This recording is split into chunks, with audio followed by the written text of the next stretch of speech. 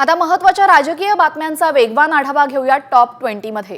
महायुती सरकारचं पहिलं हिवाळी अधिवेशन 16 ते 21 डिसेंबर दरम्यान नागपुरात होण्याची शक्यता आहे। या अधिवेशनामध्ये लाडक्या बहिणींच्या वाढीव रकमेवर निर्णय होण्याची शक्यता आहे।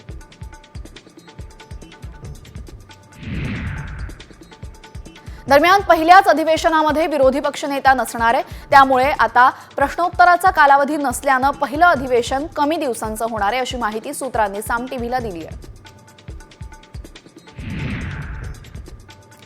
यांच्यापुढे फक्त हडकं टाकायची आणि त्यांनी ती चघळायची असं म्हणत संजय राऊतांनी महायुतीला डिवचलंय। काल आम्ही मवियाचे नेते बाबा आढाव यांना भेटलो, लढाई इथं संपलेली नसून ती चालूच राहील असा इशारा देखील राऊतांनी दिलाय।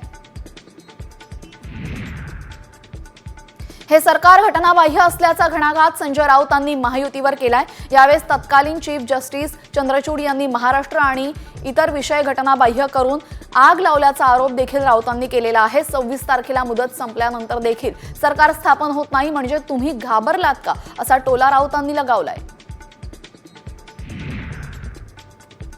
राऊतांनी आधी शिवसेना संपवली, त्यानंतर उद्धव ठाकरेंना संपवलं आणि आता ते स्वतःलाही संपवणार आहेत अशी टीका गुलाबराव पाटील यांनी खासदार संजय राऊतांवर केलेली आहे। तसंच राऊतांचं मानसिक संतुलन ढासळलेलं आहे, त्यांना दवाखान्यात दाखल करायला हवं असा टोलाही लगावला। राज्याचे माजी मुख्यमंत्री पृथ्वीराज चव्हाण आज दुपारी बाबा आढाव यांची भेट घेणार आहेत। बिबवेवाडी यांच्या घरी जाऊन ते भेट घेतील, तर बाबा आढाव यांनी 3 दिवस पुण्यातील फुलेवाडा येथे आत्मक्लेश आंदोलन केलेले आहे।